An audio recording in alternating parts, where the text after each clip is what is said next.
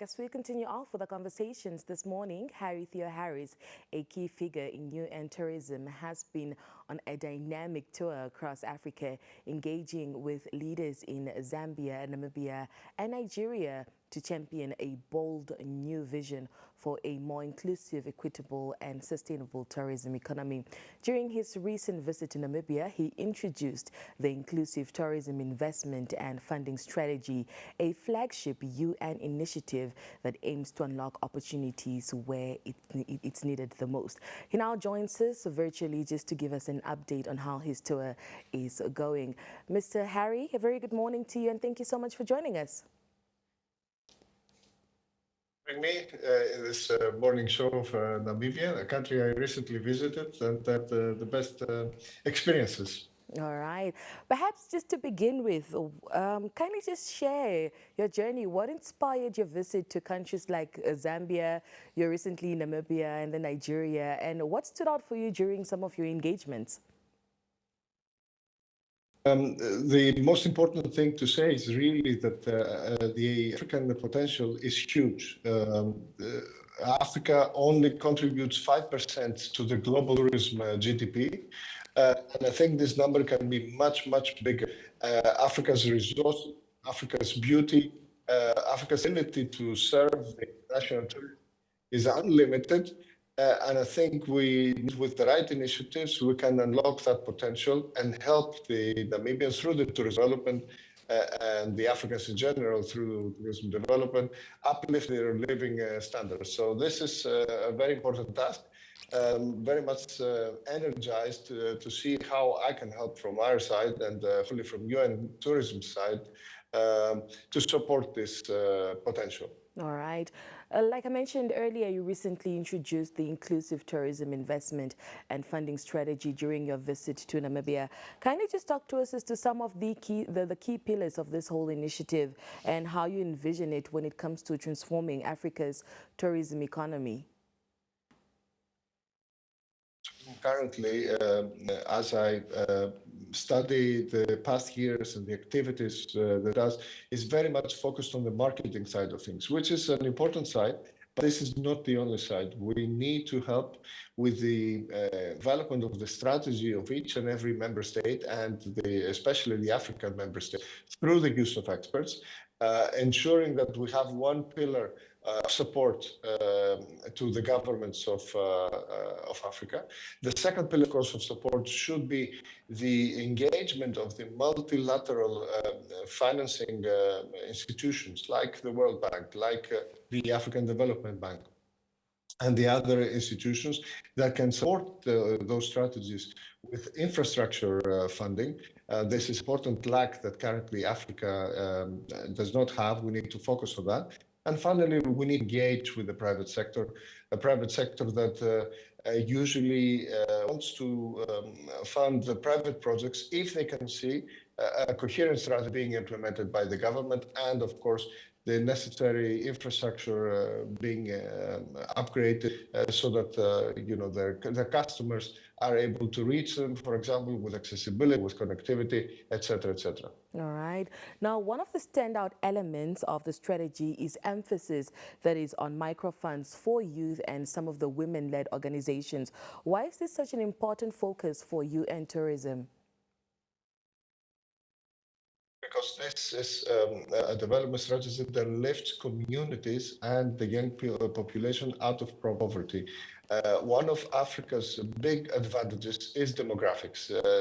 Africa has a big young population that is tech savvy, can do everything over a mobile phone, and is able to stand out if two elements are there. One is the funding strategy. Microfinance is a key pillar in that respect, and the second, of course, is good education. So we need to also engage the educational institutions of the world to ensure that we have academies of high standards, allowing the Namibians or the rest of the Africans, Nigerians, etc., to have a top-class education and be able to stand out in the internationally competitive field of tourism. All right.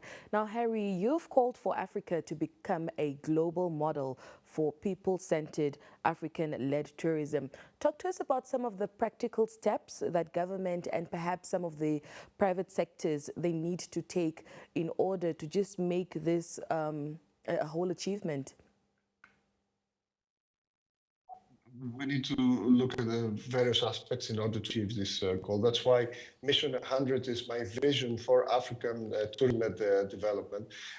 One pillar, an important pillar, is of course education, and I mentioned that already. The second pillar is liberalization of the ability of movement. So visa-free regime, like what has started in ECOWAS, will allow travel. The third pillar is, of course, activating the middle class. Africa has the fastest growing middle class in the world. And of course, wherever the middle class of Europe, of the other regions of Asia, is a middle class that is traveling. So we need to convince Africans to travel within Africa and enjoy the beauties of the African, various African regions. That will activate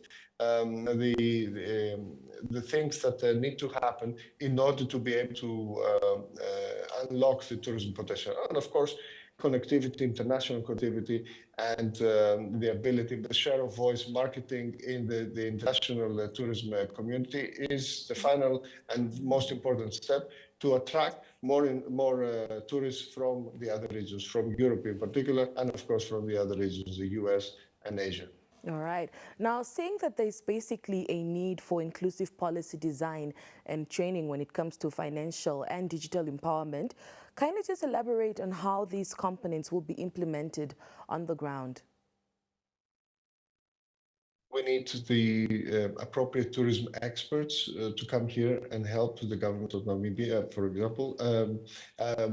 In my recent visit, I saw firsthand how hands-on and how very technocratic is the new government. I mean, the president is very much focused on ensuring that as a government that delivers for the people of Namibia, and this is very, very important. But this also has to be supported by a number of people that are experts and can bring the international know-how to the government and ensure that the plans, the development plans are implemented in the right way. The government has a focus on touristic development. This is also important. I visited the Minister of Tourism, I visited the Minister of International Relations and Trade, and these were important visits. They gave me a first-hand account of the priorities of the government. So this is the way to implement it through the use of international entities supporting the governments. All right. How do you respond to some of the concerns that international tourism investments sometimes fail to just reach grassroots entrepreneurs and also some of the members of the community? It's true, and it happens. That's why the development must not be focused on attracting just the big capital and just the big corporations, but actually also empowering through digital knowledge and through well-grounded education the local communities to be able to have the SMEs. Your discussion on the OPO trade fair, and it is very heartening to listen to your discussion before, because you were focusing on the SMEs. So the SMEs are the key to ensuring that the benefits of tourism reach the lowest levels of society, and each and every Namibian in the country, whether in the cities or in the countryside. All right. Perhaps before we let you go, Mr. Theoharis, what message would you like to leave with the African women and also just the youth when it comes to them who are perhaps trying to aspire to be key players in the tourism industry? important thing is for them to understand is that tourism can be a good career path, can be a good life path. It can bring prosperity, and at the same time can lead to more understanding between peoples, because the people that will come to Namibia will fall in love with Namibia and with Namibians, their culture, the beauty of the environment, the open arms that you always have when you visitors arrive. So all this is something that will benefit both the people of Namibia and, of course, everyone visiting the country. So we need to focus on that, like the government does, and we need, under my leadership, UN Tourism can be a significant contributor for noble cause. All right. Well, Mr. Theoharis, thank you so much for joining us this morning. In your good show. All right. That was Theoharis, who is a candidate for the Secretary General at the UN Tourism, talking to us as to how Africa can lead to the world as a model for people-centered African-led tourism transformation, and also just highlighting on his tour, saying that he was on a tour engaging some of the leaders in Zambia. He recently visited Nigeria and also Namibia